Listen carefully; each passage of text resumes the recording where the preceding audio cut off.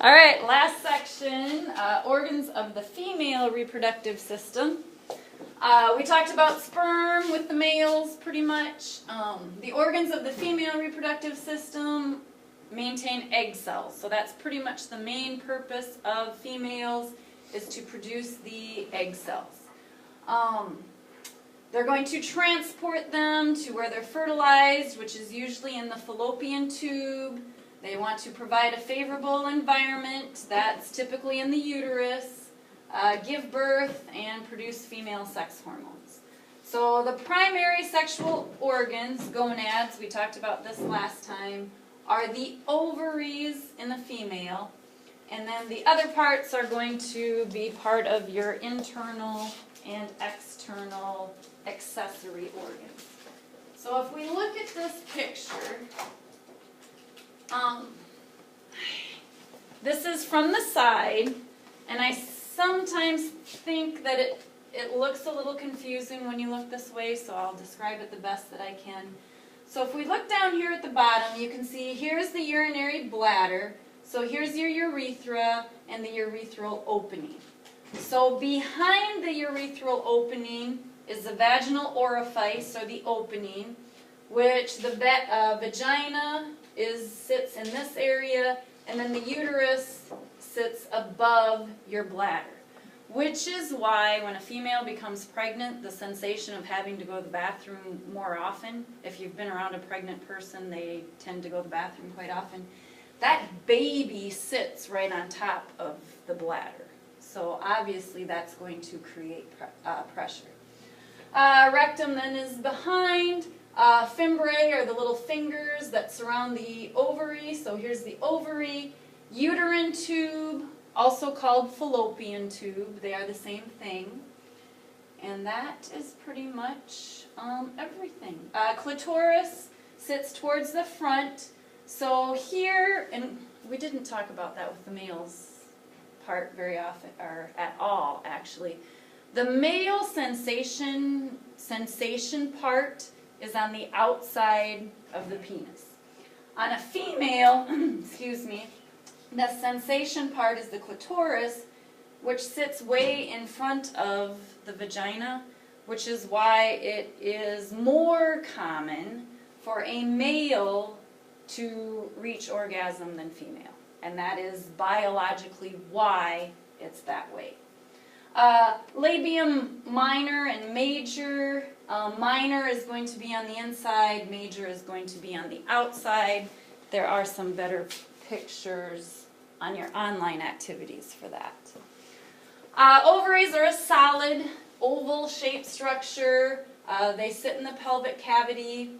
They're divided into a medulla and a cortex. The medulla has connective tissue. It contains the blood vessels, the nerves. The cortex is going to contain the follicles, and then it's covered by epithelium.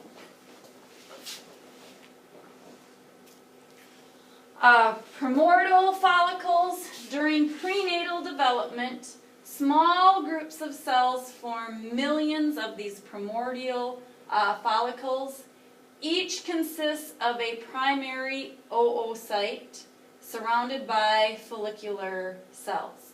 So here again, this is during your development in the womb that this takes place. So early in development, these primary oocytes go through meiosis, but then that process stops and it doesn't really take place or resume until a female reaches puberty. Only 400,000 oocytes, or egg cells, remain at puberty, and only 400 to 500 will ever be released from the ovary. So males produce millions of sperm. Females typically produce 1 egg per month. So that's where the 400 to 500 comes in. So every menstrual cycle, 1 egg is produced and released, unless a person becomes pregnant. So during puberty, some of these egg cells are stimulated to go through meiosis, and that's going to give rise to a secondary oocyte and a polar body. So what happens in a male is during meiosis, 4 viable sperm are produced. In females, this division is unequal. So what happens is you actually have an egg cell, and then you're going to have polar bodies. And the polar bodies are not an egg cell. They don't function. They basically degenerate and do not become anything. So what happens is, in a male, I start with 1 cell. Eventually, it's going to become 2 and then 4. In a female, I'm only going to produce 1 egg, and then I'm going to produce polar bodies. So here I can see, here's the primary egg cell. So it's going to go through division and produce a secondary oocyte and a polar body. So what happens here, fertilization can take place, and that would result in someone becoming pregnant, and here would be the zygote with both the male and female information. Typically, fertilization does not happen. There are more months that females are not pregnant than they are. So they're going to produce 1 viable cell and then a polar body. And then down here, this is a polar body that simply produces 2 more polar bodies. So in a normal month without pregnancy, there's 1 egg cell and there's 3 polar bodies. At puberty, FSH, follicle stimulating hormone, starts these follicles to mature, proliferate, and then they're going to fill with fluid. The mature follicle is called the antral follicle. It's going to contain the secondary oocyte, so this is on the top of that diagram.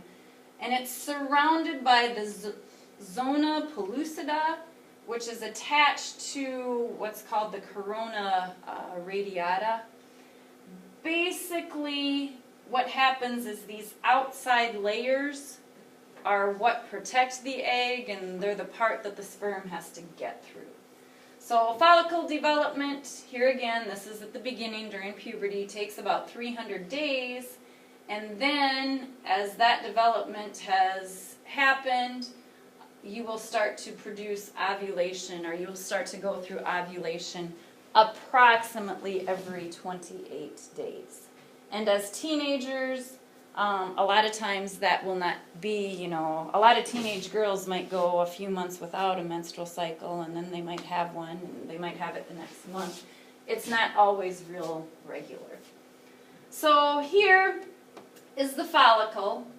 If the follicle becomes mature, it's going to become mature. Ovulation, the inside, the egg cell is released, and then this corpus luteum is left over after the egg cell has been released, and it eventually disintegrates. And to me, that's a little bit more biology than anatomy, so we won't spend a lot of time on that. Ovulation, the egg cell's released. Luteinizing hormone is what basically triggers ovulation to happen. If the egg cell is not fertilized, it's going to simply degenerate and no longer be there. So most egg cells will end in degeneration. Accessory organs, I think I'll stop here and start a separate lecture on that.